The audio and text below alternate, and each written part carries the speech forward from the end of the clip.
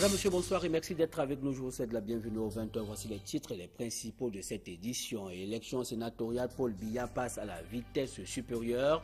Le président de la République du Cameroun vient de convoquer le collège électoral pour le 14 avril de cette année. De la convocation du collège électoral pour les sénatoriales à la prorogation par Elections Cameroun du délai d'inscription sur les listes électorales, que penser de la marche du processus électoral camerounais? Deux acteurs de la scène politique sont nos invités dans la seconde partie de ce journal, une édition qui marque un arrêt à l'école publique de Nkololoun dans la ville de Douala, une école primaire dans laquelle des élèves suivent les cours assis à même le sol. Les images dans un très court instant.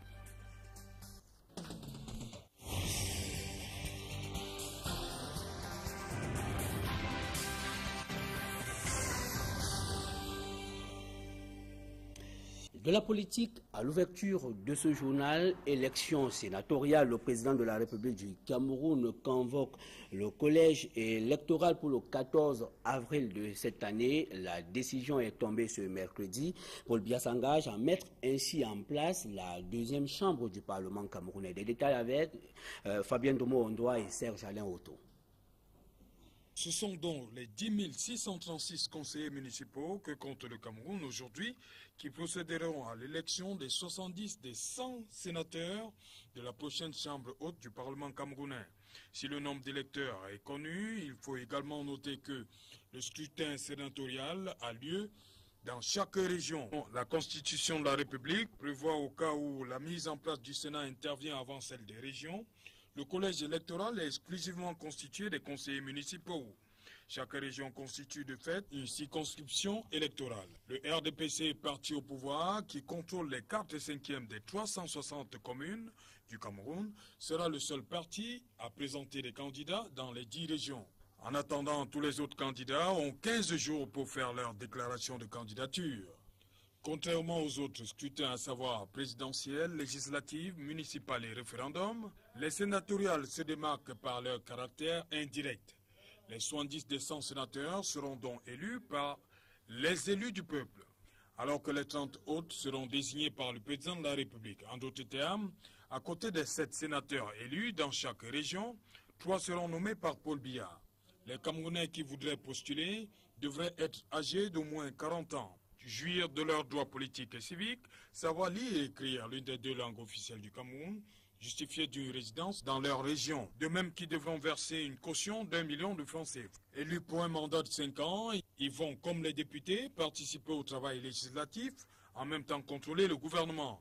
Les sénateurs bénéficient de ce que l'on pourrait appeler le bonus constitutionnel de la représentativité des collectivités territoriales. La convocation du collège électoral pour les sénatoriales arrive 24 heures après la décision d'Elections Cameroun de proroger le délai d'inscription sur les listes électorales, une phase importante du processus électoral camerounais qui fait débat au sein de l'opposition. Yondo Marcel appelle à la vigilance. Le président national du Mouvement pour la libération et le développement du Cameroun, en abrégé MLDC, encourage les populations à s'inscrire massivement sur les listes électorales. C'était à la faveur d'un meeting politique organisé à Idéa dans le département de la Sanaga-Maritime. Reportage.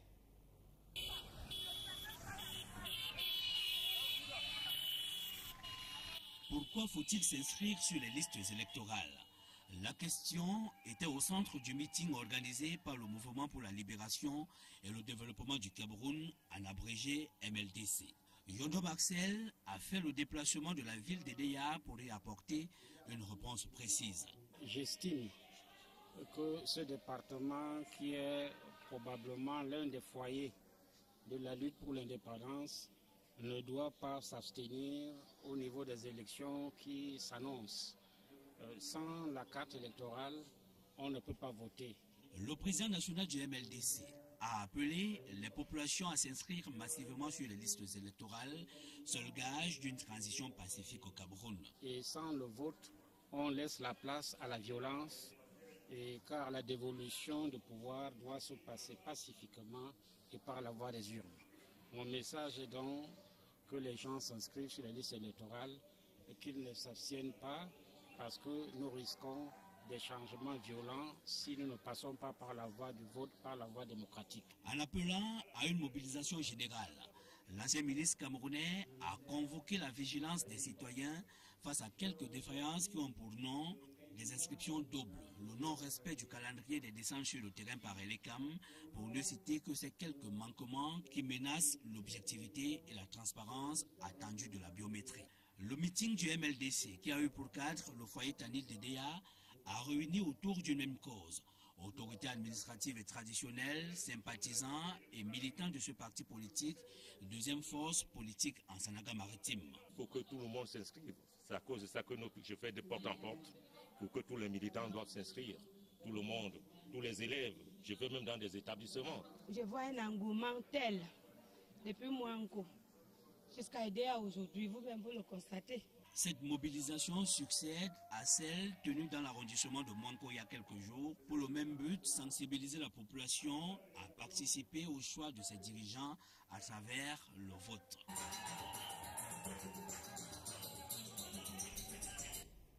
Et le chairman du SDF, le principal parti politique de l'opposition au Cameroun, Nidjon Frondi, victime d'un accident de la circulation survenu à Obala, il revenait de l'ouest du pays lorsque son véhicule a violemment percuté une moto qui transportait deux individus. Les deux personnes ont trouvé la mort sur place. Le véhicule du chairman a poursuivi sa course sur près de 100 mètres. Nidjon Frondi s'en est sorti sain et sauf et sa voiture sérieusement endommagée. La brigade de gendarmerie d'Obala s'est saisie de la cause. Nous y reviendrons. Ils suivent les cours assis à même le sol dans une école primaire où des tables bancs sont la chose la moins visible. La scène se déroule à l'école publique de Nkololo. Nous sommes dans l'arrondissement de Douala. Deuxième, je vous propose ce reportage de Samuel Tchoufa et de Sylvestre Hippolyte Zangao. Détrompez-vous, ce n'est pas un film de science-fiction. Nous sommes bel et bien dans un établissement scolaire situé en plein cœur de la ville de Douala, capitale économique du Cameroun. Au XXIe siècle, à l'école publique de Nkololo, qui compte 2 groupes, les élèves passent leur journée de classe assis à même le sol. On va acheter le banc avec quoi? On a déposé la demande de table banc à la mairie. On ne fait qu'aller là-bas, on nous dit attendez, on va remettre cela dans les mains. Vous avez visité le bâtiment de classe, ils sont assis au sol, à même le sol. Nous avons à peine 60 tables bancs pour toute une école, alors que les 2 groupes renferment au moins 1000 élèves. Là n'est pas le seul problème que connaissent les élèves de cette école. Ils sont exposés aux infections de toutes sortes, à cause de la promiscuité. Pire, dans certaines salles de classe, les élèves passent des heures sans le moindre cours, faute d'enseignants. Une bonne partie étant déjà à la retraite. J'avais 2 maîtresses que ce sont les parents qui les payaient. Même tant qu'on a dit que l'école est gratuite, il n'y a plus d'APE. Tu vas engager les maîtres, les parents, tu vas les payer. C'est le cas ici, au cours préparatoire. Ce mercredi matin, l'enseignant qui donne un coup de main a dû s'absenter pour aller toucher sa pension retraite. À notre départ, nous tombons sur M. Tinda, puisqu'il s'agit de lui. Je suis retraité. La directive m'a informé que les enfants ne sont pas encadrés. J'ai pris la décision de venir les occuper pour un moment en attendant que l'État leur envoie un encadreur. À l'école publique de Nkololo, à la fin de la journée, c'est un véritable jeu de chaises. Quand l'autre groupe entre, vous savez qu'on a les problèmes d'effectifs. Les classes n'ont pas les mêmes effectifs. Bon, les élèves portent soit une partie des bancs. Parce que, comme vous avez vu la classe là, il n'y a pas... Il y a une seule style. Et peut-être dans l'autre groupe, il y a 2 styles. Quand l'autre groupe viendra, ils vont venir porter les bancs pour aller compléter dans l'autre classe. Donc, c'est ça qui... Quand les enfants transportent les bancs comme ça, tout le temps, ça se casse. Les enseignants et les élèves de cet établissement scolaire affirment se remettre au ciel au début de chaque année scolaire, afin que ces derniers préservent notamment leur santé. Voilà, c'est malheureusement la situation qui prévaut à l'école publique de Nkololo dans l'arrondissement de Douala. Deuxième 30 mois, c'est le délai donné par le maître d'ouvrage pour la construction d'un nouveau marché Congo dans la ville de Douala. 7 milliards de francs CFA, c'est le coût total de ces travaux. La cérémonie de pose de la première pierre a eu lieu ce jour. Une cérémonie présidée par le ministre camerounais en charge de l'économie et de l'aménagement du territoire, Dani Warenzede et Flavien Valondongo. Voici à quoi devra ressembler le futur marché Congo de Douala au bout de 30 mois de travaux. Un marché ultra moderne, je dirais comme on l'appelle aux États-Unis, ça sera le premier mall. On appellera ça Congo Mall. Un équipement d'au moins 1000 boutiques sur 13 bâtiments au moins, érigés avec ensuite des bureaux, un business center professionnel, un centre de santé moderne, une sécurité renforcée avec vidéosurveillance et gardiennage professionnel. La cérémonie de pose de la première pierre de la construction de cet espace marchand dans la capitale économique est le fruit du partenariat public-privé. Une initiative du gouvernement camerounais qui entend accompagner le secteur privé dans le processus de relance de l'économie camerounaise. Il faut saluer l'initiative de la municipalité de Douala, de la communauté urbaine, et qui a donc compris qu'elle pouvait mobiliser ses ressources en partenariat avec une personne privée pour réaliser une infrastructure d'intérêt public. C'est le marché. Vous savez très bien les difficultés que Douala a rencontrées s'agissant des marchés, des incendies, les coups de vol, tout simplement parce que le système était désuet. Environ 7 milliards de francs CFA sont mis à contribution pour la réalisation à peu près de 1000 boutiques dans 13 bâtiments regroupés en 2 blocs. Bref, un équipement marchand ultra moderne qui devra pousser de terre dans 2 ans et demi. En présence de tout le gratin politique, administratif, religieux et traditionnel de la capitale économique, SICC Marché Congo Management, maître d'œuvre de l'opération, s'est engagé à accompagner à son tour la communauté urbaine de Douala dans le processus de modernisation des différents marchés de la ville de Douala. Et nous restons dans cet espace marchand pour indiquer que l'insécurité et la chute des ventes sont entre autres difficultés que rencontrent les commerçants sinistrés du marché Congo. Ils disent souffrir le martyre depuis leur recasement survenu après l'incendie qui a frappé cet espace marchand il y a environ 1 an. Une fois encore, Dani Warenze de Flavien Valondongo. L'espace réservé aux sinistrés de l'incendie du marché Congo à Douala ne garantit pas la sécurité des occupants. On est en danger, parce que ici, avant tout d'abord, ça ne se ferme pas. On est obligé d'aller garder ça, c'est les gens. Il y a les bandits qui flânent partout, qui arrachent les sacs, coupent les chaînes et tout. Soutient même d'autres. Donc... Si je laisse ça ici, là, les bandits vont venir prendre. Les clients ne passent pas. Même les clients, quand les clients passent sur la paix, ils fuient seulement. Parce qu'ils croient que quand même tu es un bandit. Depuis leur installation dans ce nouveau site dit provisoire par la communauté urbaine de Douala, les commerçants ne rentrent plus dans leurs gains. Par rapport à l'autre site, ici c'est un peu difficile. Parce que les clients ne savent pas que bon, l'autre marché des bijoux c'est ici. Parce que la plupart connaissaient du côté là. On ne vend rien. Je ne te mens pas, ça te mentir. Ici là c'est très dur. Il faut qu'on nous aide vraiment pour qu'on entre là-bas dedans. Quand on était dans le marché, on avait les clients. Donc, quand peut-être le client venait, il savait que je pars dans telle boutique. Ici, maintenant, on ne trouve même plus. Donc, il faut que le client arrive au marché, commence à chercher un blond en haut là. Il faut manœuvrer tous les jours pour protéger sa marchandise, malgré l'absence de moyens financiers. Bon, le matin, alors, on arrive où on garde la marchandise, c'est un peu loin.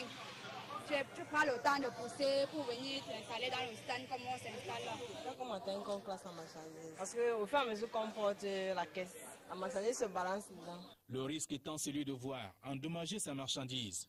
En rappel, ces opérateurs économiques se sont retrouvés en ces lieux à la suite de l'incendie qui a raflé l'ancien site du marché Congo dans la nuit du 3 au 4 juillet 2012, faisant des dégâts matériels importants, évalués à des centaines de millions de francs CFA. La situation est peut-être différente, mais le calvaire reste perceptible à Bonéonda sur le prolongement du boulevard de la République, toujours dans la ville de Douala. Le marché implanté sur le site n'est toujours pas opérationnel. Les commerçants continuent d'exposer la marchandise sur la chaussée. Le lieu en lui-même est aujourd'hui un véritable refuge de bandits, un refuge qui croupit dans la saleté. Jean-Denis Mpek et Sandrine Babo.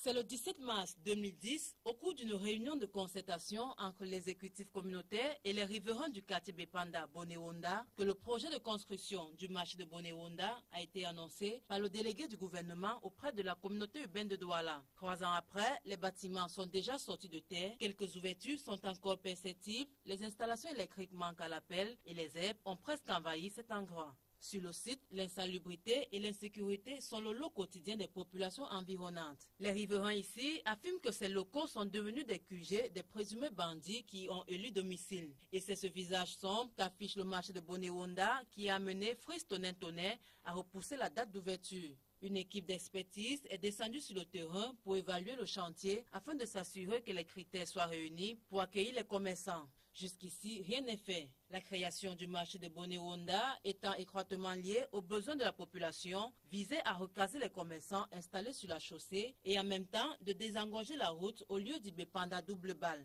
En attendant que tout revienne dans l'ordre, les commerçants continuent de mener leurs activités en toute quiétude sur la voie publique. Journée internationale de la femme au Cameroun, l'événement pointe à l'horizon. Le 8 mars ne doit pas se réduire à soulever le cabas, ce pagne ample qu'arborent des femmes lors des festivités du 8 mars. Le message a été réitéré ce jour à Douala. C'était au cours de la cérémonie de lancement des activités de cette célébration dans la région du littoral. Une édition placée cette année sous le thème « Élimination et prévention de toute forme de violence à l'égard des femmes et des filles ». Je vous propose à présent de suivre une attitude du délégué régional de la promotion de la femme et de la famille pour le littoral. Elle s'est exprimée au micro d'Equinox Télévision. La question de la lutte contre les discriminations faites aux femmes et que les femmes gardent en tête que c'est un problème de lutte. Ce n'est pas une journée comme le 31 décembre qui est un don de Dieu. Ce n'est pas le 24 décembre qui est un don. C'est une fête du don. Mais ici, c'est une fête pour que les femmes luttent pour avoir la liberté qu'on a déjà eue le 8 mars de participer à la prise de décision. Mais la lutte ne s'arrête pas là. Elle continue contre les violences qui sont faites aux femmes au quotidien. Et on ne saurait se dissocier d'un groupe au nom de, je ne sais pas, d'une entreprise.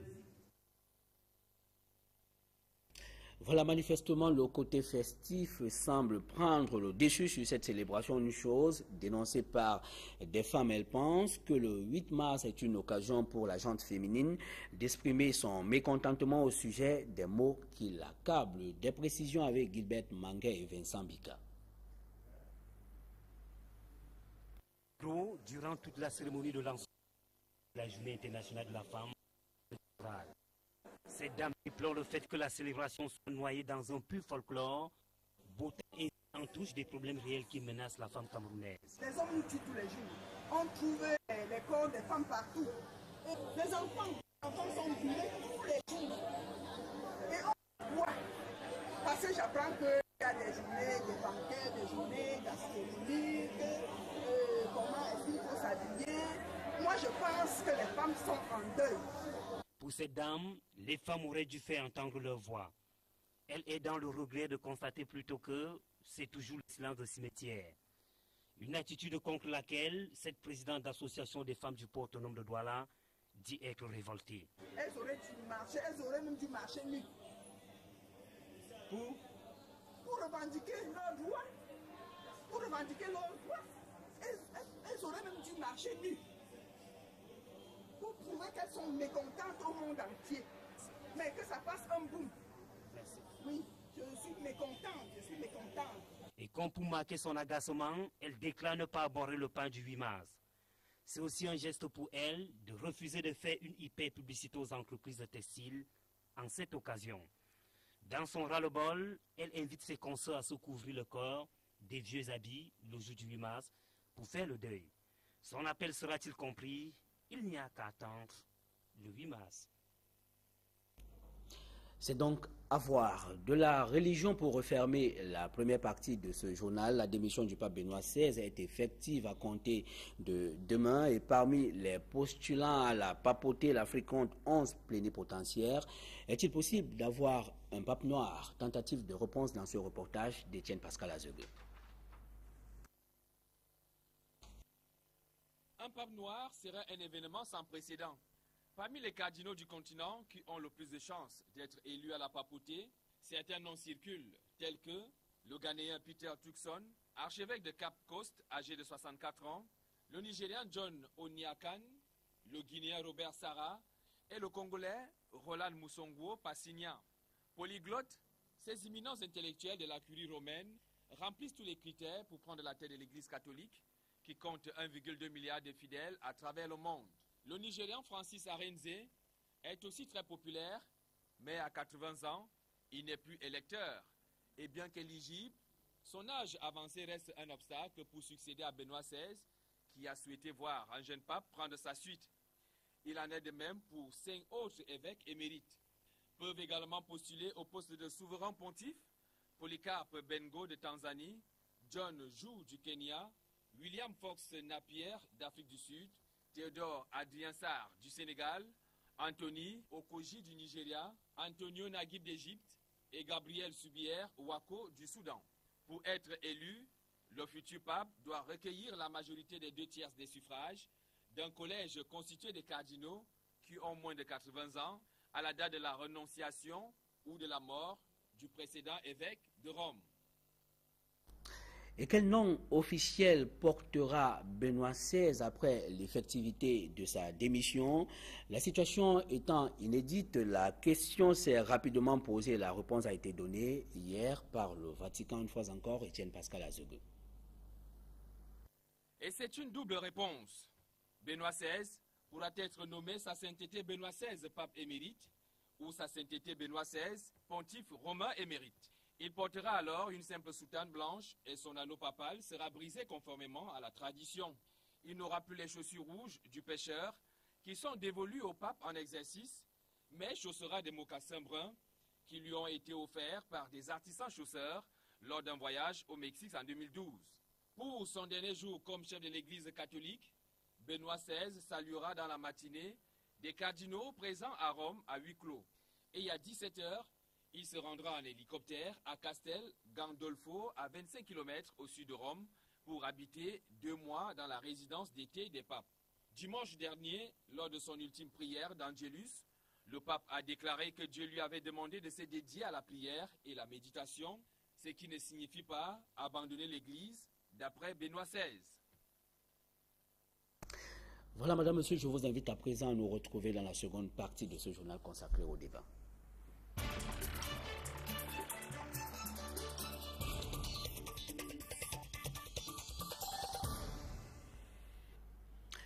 Merci de rester des nôtres, madame, monsieur. La convocation du collège électoral pour le 14 avril de cette année à la faveur des élections sénatoriales et même la prorogation du délai par Elections Cameroun du délai d'inscription sur les listes électorales font débat sur le plateau du journal ce soir. Et pour en parler, 2 acteurs de la scène politique camerounaise sont nos invités. Maître Emmanuel Bensi, bonsoir. Bonsoir.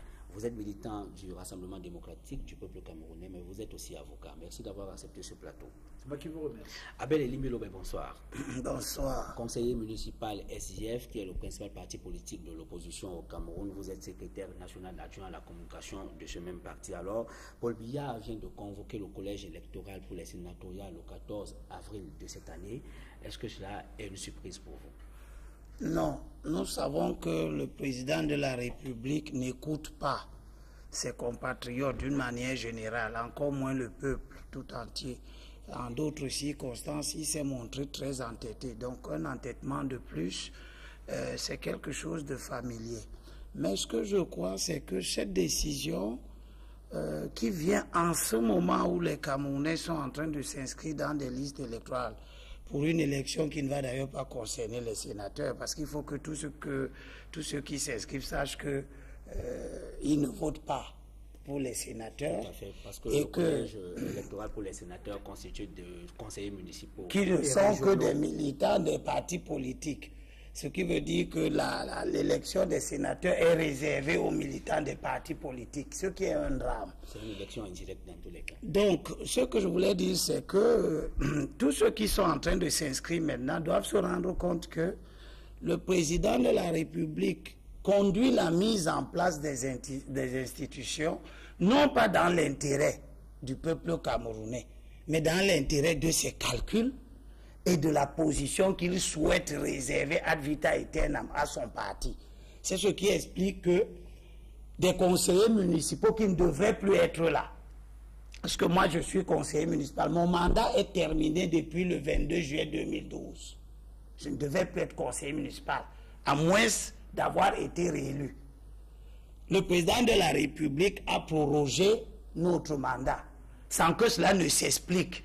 Parce que la Constitution dit que la prorogation doit obéir à des circonstances exceptionnelles. Il n'y avait aucune exception. Il y avait tout simplement que les calculs que le président de la République et tous ceux qui sont avec lui ont fait avaient échoué. Ceci ne constitue pas une exception au sens de la Constitution. Donc, il a prorogé les mandats. Nous sommes donc en fonction, mais nous n'avons pas de légitimité. Le peuple n'est plus avec nous. Et prendre ce type de conseiller pour mettre en place le premier Sénat du pays, c'est-à-dire la première vague de sénateurs, qui n'auraient jamais dû souffrir de la moindre contestation, je crois que c'est assez osé. En même temps, est-ce qu'il n'y a pas une volonté pour le chef de l'État de mettre finalement en place des institutions qui sont annoncées dans la loi fondamentale il y a très longtemps? Est-ce que vous ne l'avez pas décrié, cette inertie, et maintenant qu'il est en train de se mouvoir, est-ce qu'on ne devrait pas l'utiliser? De toutes les façons, si le président de la République s'organise pour vivre dans les extrêmes, c'est son affaire. Nous, on a besoin d'un président équilibré qui sait prendre les décisions en temps opportun. Il a mis plus de 96 à aujourd'hui. Il a trouvé toutes les raisons pour ne pas mettre le Sénat en place. Pourtant, il y avait les conseils municipaux. Il trouve ensuite précipitamment une raison pour mettre le Sénat en place, au point de ne pas attendre d'élire d'abord, que le peuple élise d'abord les conseillers municipaux et que les conseillers municipaux élisent les conseillers régionaux, que les deux collèges soient en place pour mettre un Sénat dont on discute même encore sur l'opportunité. Surtout qu'il envisage de nommer 30 sénateurs sur 100, ce qui est inexplicable. Maître Emmanuel Pensy, comment est-ce que vous réagissez à cette convocation du collège électoral pour les sénatoriales? Moi, je pense qu'elle vient à point nommé parce que je suis un peu surpris. Ça ne m'étonne pas, les déclarations du SDF, parce que de tout temps, le SDF est dans, disons, l'opposition systématique. Je rappelle tout simplement que de tout temps, ils sont en train de rappeler que la Constitution datant de 1996, il était urgent que les sénateurs puissent être là. Et au moment où le président de la République le fait, il faut qu'il le fasse. Et parce qu'il fallait un certain nombre de dispositions, la décentralisation, les textes, etc., qui sont arrivés à point nommé. Et bon, mieux vaut tard que jamais. Et au moment où il le fait avec, vous savez, contrairement à ce que vient de dire M. Ebidimi Lobet, le Sénat représente les collectivités territoriales décentralisées. Ça, c'est ce qui correspond à l'article 20 de la Constitution de 1996. Donc, ce n'est pas les membres du parti politique, c'est les collectivités locales décentralisées qui font ça. Et il y a une disposition qui concerne les régions. Chaque région est représentée au Sénat par 10 sénateurs, dont 7 sont élus au suffrage universel indirect, et sur la base, et 3 nommés par le président de la République. Ça, c'est la loi fondamentale. Bon, cette loi fondamentale, monsieur, vous ne pouvez pas, si vous voulez la contester, vous allez devant le Conseil constitutionnel. Vous attendez, je ne sais pas combien de temps, pour venir au moment où on le fait. Votre situation même, vous étiez parmi les premiers à réclamer qu'il y ait une prorogation du mandat. Et on l'a fait, et vous êtes contents, vous touchez bien vos émoluments, vous ne les avez pas renvoyés. Alors, au moment où le président le fait, et moi je pense qu'il fallait le faire, tout le monde le réclamait, nos amis à l'étranger ne comprenaient pas qu'on le fasse, et d'autant plus, et c'est plus important que, vous le savez très bien, que le président du Sénat, c'est lui, en fin de compte, qui a un rôle à jouer. Pour autant, Maître Emmanuel Pensy, est-ce qu'il n'y a pas un risque politique? Est-ce que nous ne sommes pas là dans un processus électoral biaisé avec des conseillers municipaux qui constituent le collège des électeurs, des conseillers municipaux, comme le disait Abel Elimbilobet tout à l'heure, qui ne jouissent plus d'une quelconque légitimité? Non, ça existe même en France, même en Europe, il y a la prorogation des mandats. Ça, vous savez très bien, c'est pas tout simple, c'est constitutionnel. La prorogation des mandats est quelque chose qui est prévu par la loi fondamentale. Moi, je ne comprends pas. Le problème, c'est de savoir si on est légaliste ou non. La prorogation des mandats est quelque chose qui est prévu par la loi. Et ça s'est fait tout simplement. Et je dois le dire d'ailleurs, que le chef d'État, qui est un juriste, je ne sais pas si vous le savez, c'est quelqu'un qui a un 3e cycle de droit, connaît très bien la constitution camerounaise. Aussi bien en Europe, c'est arrivé très souvent, comme pour Rouge également. Et il n'est arrivé à personne, notamment en France, que je connais un peu plus, de contester la prorogation des mandats. Bon, voilà ce qui s'est passé. Est-ce que c'est une situation qui arrange le RDPC, qu'on ait les sénatoriales avant le renouvellement des conseillers municipaux? On va renouveler les conseillers municipaux quand? Bon, donc, et pourquoi ne voulez-vous pas qu'il y ait le Sénat? Je ne comprends pas. Tout le monde était derrière le président de la République en disant il faut les sénateurs, il faut le Sénat, il faut... Et maintenant qu'il le fait, attends, je vais vous dire une seule chose. Le président a ce qu'on appelle le temps. Vous connaissez, il contrôle le temps. Et à ce moment-là, ça c'est les mérites de quelqu'un qui maîtrise, j'allais dire, la Constitution. Il maîtrise le temps et il est dans les délais. Est-ce que c'est illégal? Est-ce que c'est anticonstitutionnel? Je dis non. Donc, les conseillers municipaux sont là en règle. Monsieur Limbilobe, si vous n'êtes pas content, vous renvoyez l'argent qu'on vous a donné, vos émoluments avec vos maires. Vous ne le faites pas. Vous voyez d'ailleurs que vous êtes très bien habillé avec les émoluments que vous touchez. C'est peut-être la distraction, Maître Emmanuel. Non, ce n'est pas une distraction. Je crois même que c'est une espèce de dérive qui rend compte de l'instabilité des hommes. Maître Pensi ne peut pas comprendre parce que quand on faisait la Constitution en 1996, il était dans la société civile. Qu'est-ce que vous appelez société civile? Il intervenait dans tous les médias en disant non, je ne suis pas militant. Non, et puis du coup, il est devenu militant. Il vient de Je suis militant. Je peux parler. Excusez-moi. Je suis militant depuis l'UNC. Ah, d'accord. Ok. J'ai même été parmi les enfants de l'UNC. Voilà, Maître Pensi. Oui, votre militantisme n'est pas contesté. Bon, alors, ce que moi je veux dire, c'est que on l'a écouté parler, je n'ai pas compris très bien qu'est-ce qu'il a expliqué. Ce que nous disons, c'est que le Sénat est une partie du Parlement. Son corollaire, c'est l'Assemblée nationale qui vient compléter. Ce sont des institutions de représentation du peuple, globalement. L'Assemblée nationale pour les populations elles-mêmes et le Sénat pour les collectivités locales, territoriales, décentralisées. Je ne sais pas en le disant qu'est-ce qu'il a expliqué. Il a expliqué le bien fondé de l'élection des sénateurs avant les conseillers régionaux. Parce qu'il faut avoir l'habitude de prendre la parole pour expliquer les problèmes qui se posent. Le problème qui se pose, c'est que l'élection des conseillers municipaux légitimes va avoir lieu dans 3 ou 4 mois là. Quel est le bien fondé qu'il y a à les faire élire 3 ou 4, à faire élire les sénateurs 3 ou 4 mois avant l'élection des conseillers municipaux, en les faisant élire les sénateurs par des conseillers municipaux en fin de mandat? C'est ce que Maître Pensi ne nous explique pas. Quel est le bien fondé qui a le faire? La Constitution et le Code électoral montrent très bien la chronologie de la mise en place des institutions. Les sénateurs sont élus par 2 collèges. Le collège des conseillers municipaux et le collège des conseillers régionaux.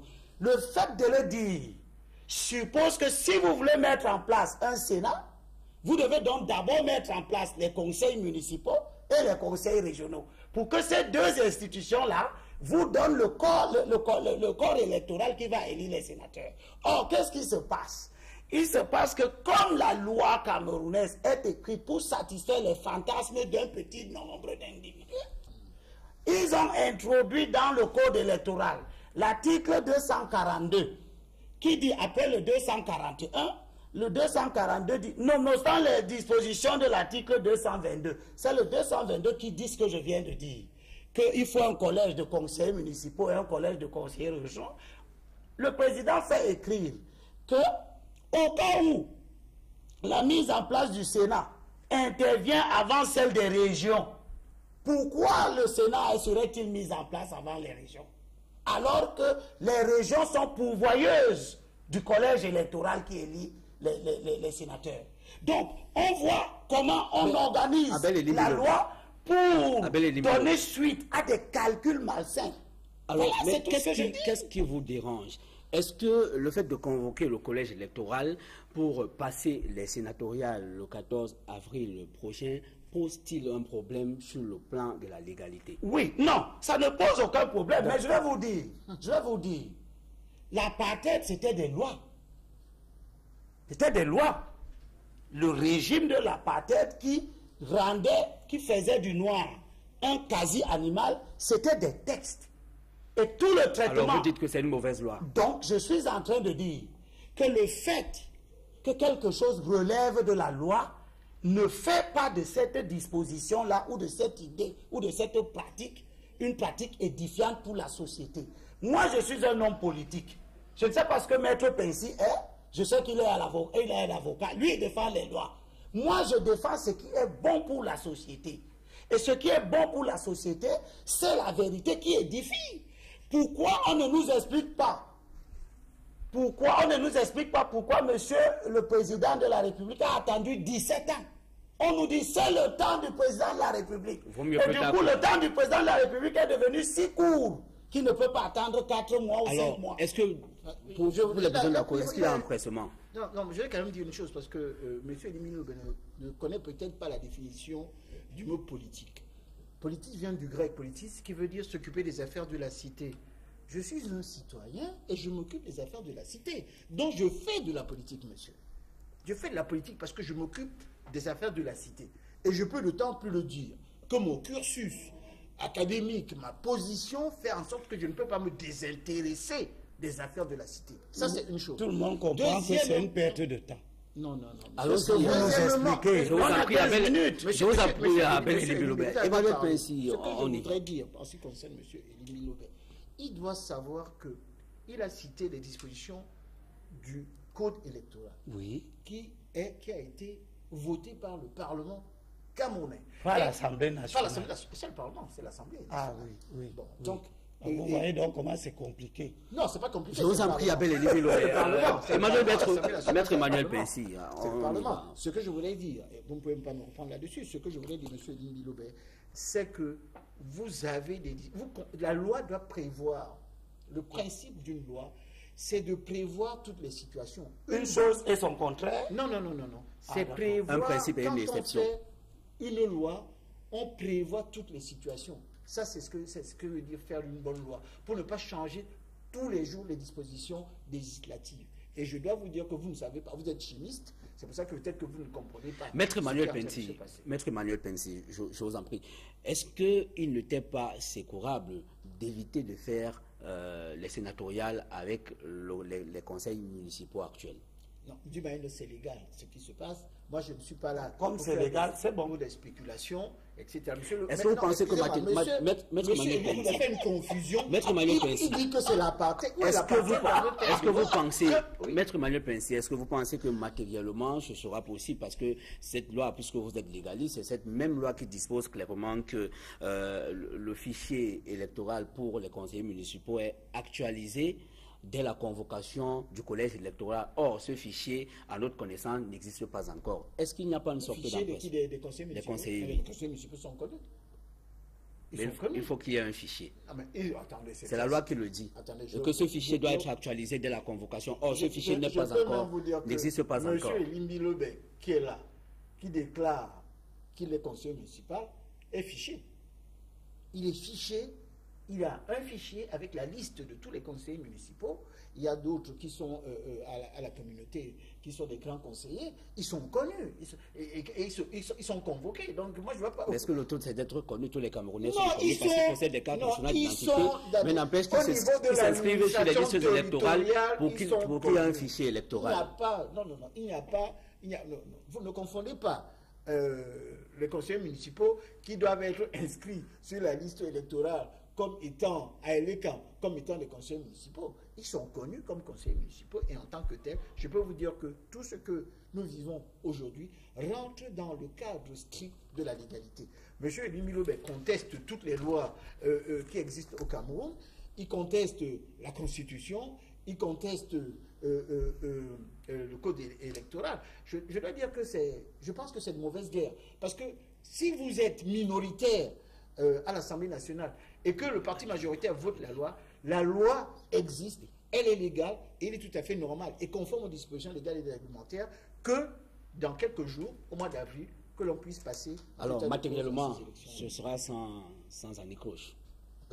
Le SDF a signifié au chef de l'État que l'intérêt supérieur du peuple camerounais, ce serait que si nous entrons à l'ère du Parlement bicaméral, que nous y entrions avec un corps électoral renouvelé.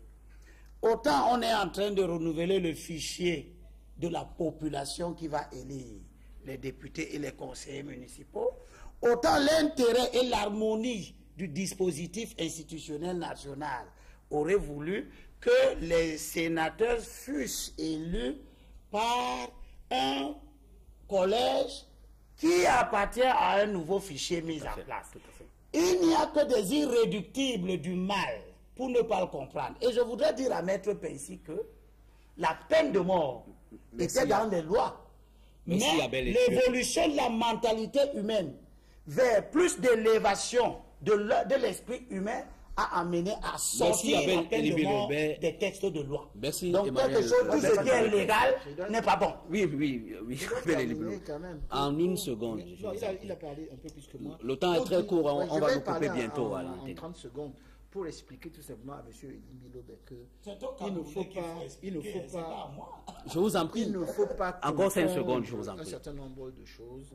La loi, elle est là. Le président, vous proposez en tant que, excusez-moi, vous proposez. Maître Manuel Pensi, nous allons revenir. Abel Elimbi Lobé, Maître Manuel Pensi, je vous en prie. Abel Elimbi Lobé. Il y a d'autres mauvais articles dans cette loi. Il y aura ces élections-là. Il y a tout.